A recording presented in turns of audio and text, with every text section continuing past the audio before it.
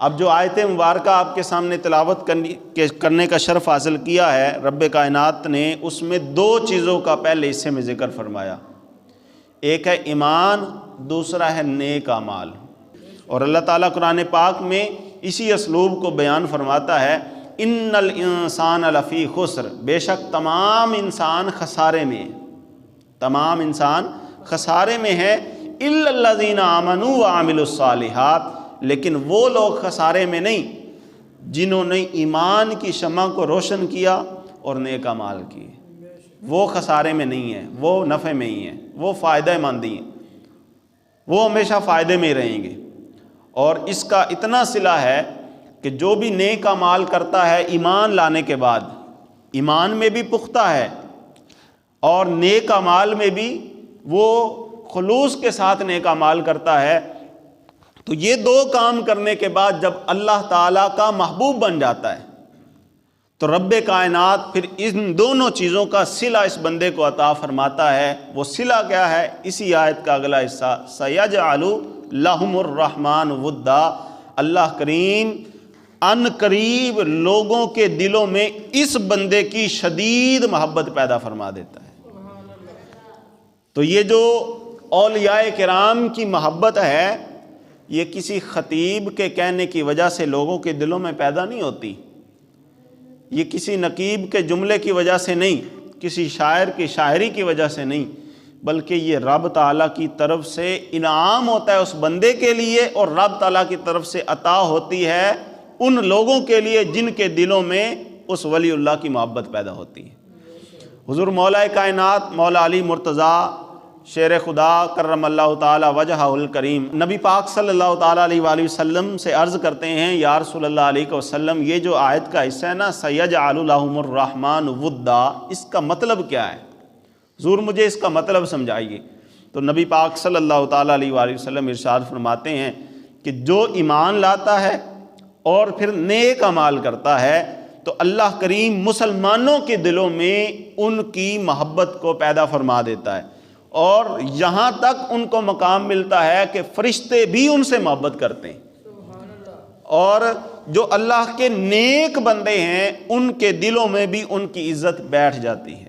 یہ حضور علیہ الصلوۃ والسلام نے اس آیت کی تفسیر حضرت علی المرتضیٰ کرم اللہ تعالی وجہہ الکریم کے سامنے بیان فرمائی۔ اب غور کریں، دنیا میں کئی لوگ ایسے ہیں جن سے ہم محبت کرتے ہیں، وہ ہم سے محبت کرتے ہیں، مثلاً باپ بیٹے سے محبت کرتا ہے، بیٹا باپ سے محبت کرتا ہے، بھائی بہن سے، بہن بھائی سے محبت کرتی ہے۔ وجہ کیا ہے؟ ان کا آپس میں خون کا رشتہ ہے۔ لیکن غور کریں، یہ جو اولیاء کرام کی محبت ہے، سلطان الہند غریب نواز آج دنیا معین الدین چشتی اجمیری رحمۃ اللہ تعالی علیہ کے نعرے لگاتی، حضرت داتا گنج بخش علی حجویری رحمۃ اللہ تعالی علیہ کی تعلیمات پر عمل کرتی ہے، اور ان کی کتاب کو پڑھ کر ہدایت حاصل کرتے ہیں لوگ۔ حضرت بابا فرید الدین مسعود گنج شکر آپ کے نعرے لگتے ہیں، دیگر اولیاء کرام کے جو نعرے لگتے ہیں، اب یہ بھی محبت کی وجہ سے لگتے ہیں نا۔ دوسرے جو رشتے ہیں ان کے ساتھ جو ہماری محبت ہے وہ خون کا ایک رشتہ ہے، لیکن یہاں پر کیا ہے؟ یہاں پر ہمارا ان کے ساتھ کوئی خونی تعلق نہیں، کوئی خون کا رشتہ نہیں، ہم نے ان کو دیکھا بھی نہیں ہوا، ہم نے ان کی باتیں بھی نہیں سنی ہوئی، لیکن پھر بھی ان کی محبت ہمارے سینوں کے اندر موجود ہے، اور ہم ان کے در پر حاضری کے لیے تڑپتے ہیں۔ وجہ کیا ہے؟ ان کی محبت کسی دنیا دار نے لوگوں کے دلوں میں نہیں ڈالی، بلکہ رب کائنات نے ان کی محبت لوگوں کے دلوں میں ڈالی ہے، اور اس پر دلیل قرآن پاک کی آیت ہے، سَيَجْعَلُ لَهُمُ الرَّحْمَنُ وُدًّا، ان قریب اللہ تعالیٰ ان کی محبت لوگوں کے دلوں میں ڈال دیتا ہے۔ تو یہ رب تعالیٰ کی طرف سے عطا ہے۔ اب اس ضمن میں حدیث پاک سماعت کیجئے، مسلم شریف کی حدیث پاک ہے اور حدیث قدسی ہے۔ نبی پاک صلی اللہ تعالیٰ علیہ وآلہ وسلم ارشاد فرماتے ہیں کہ اللہ تعالیٰ فرماتا ہے کہ جب کوئی بندہ ایک خاص مقام حاصل کر لیتا ہے تو پھر جبریل امین کو بلایا جاتا ہے۔ جبریل امین کو بلا کر رب تعالی اعلان فرماتا ہے کہ اے جبریل انی احب فلانا فاحبہ، اے پیارے جبریل میں فلاں بندے سے محبت کرتا ہوں پس تو بھی اس سے محبت کر۔ وہ بندہ جو نیک اعمال کر کے ایمان کامل رکھ کے اللہ کا محبوب بن جاتا ہے، پھر رب تعالیٰ سب سے پہلے جبریل کو بلا کر، وہ جبریل جو تورات، انجیل، قرآن کا حافظ و قاری جبریل،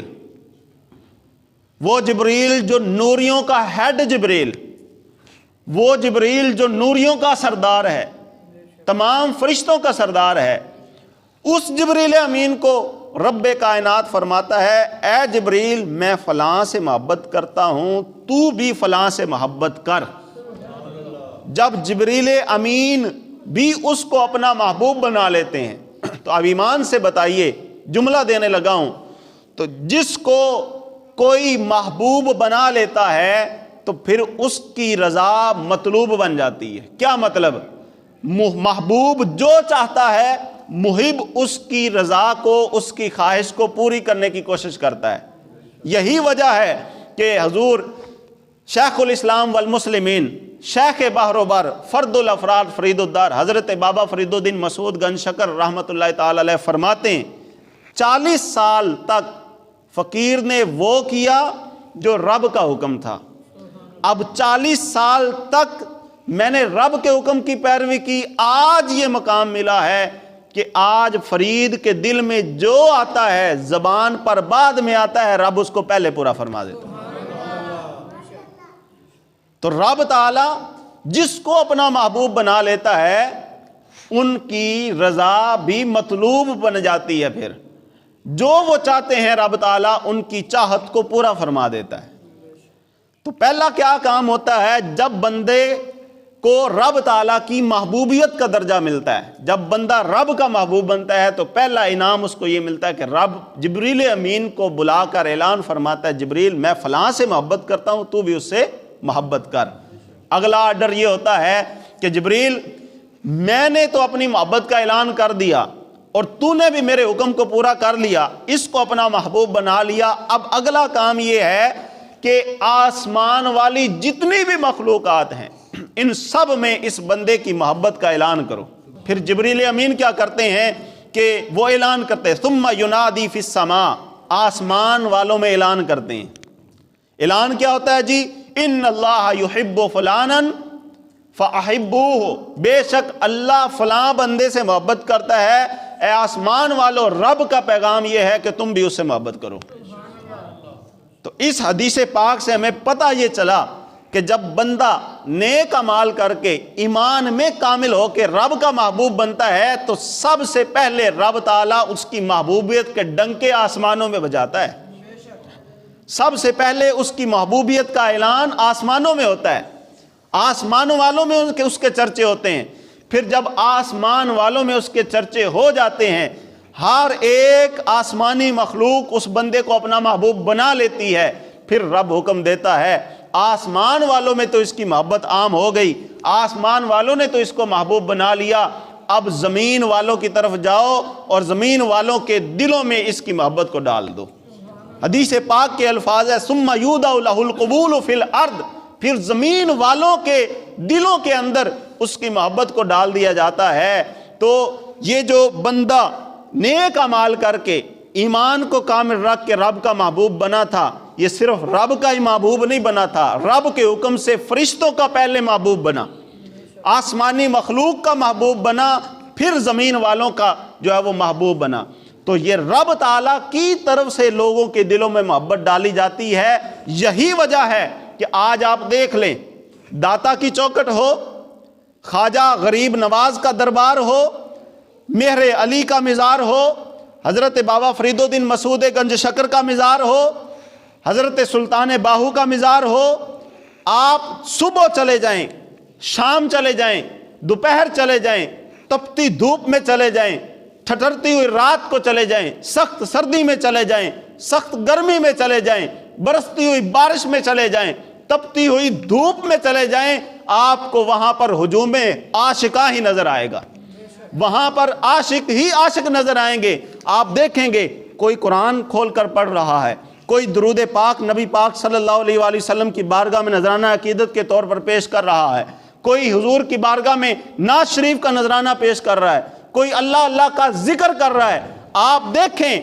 منع کرنے کے باوجود بڑے پروپیگنڈے ہوئے، بڑے منع کرنے والے آئے کہ نہ جایا کرو، فلاں ہو جاتا ہے فلاں ہو جاتا ہے، لیکن اللہ نے ان لوگوں کے دلوں میں ان کی محبت ڈالی۔ یہ قسمت والے ہیں، نصیب والے ہیں، وہ رب جب ان کو ان کے لیے چن لیتا ہے تو پھر ان کی محبت ان کے دلوں سے نکال کوئی نہیں سکتا،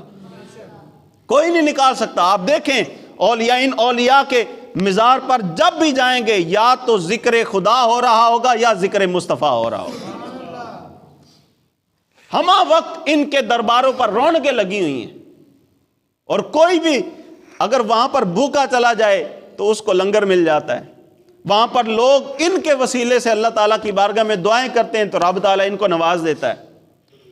تو ان کی محبت، ان اولیاء کی محبت، یہ میرے یا کسی اور خطیب یا کسی اور مولوی یا کسی اور بندے کے کہنے کی وجہ سے نہیں، بلکہ رب فرما رہا ہے سَيَجْعَلُ لَهُمُ الرَّحْمَنُ وُدًّا، رب کائنات ان پاکوں کی شدید محبت، ودا کا مطلب ہے شدید محبت نہیں، شدید محبت لوگوں کے دلوں میں ڈال دیتا ہے۔ ہم ولی اللہ سے محبت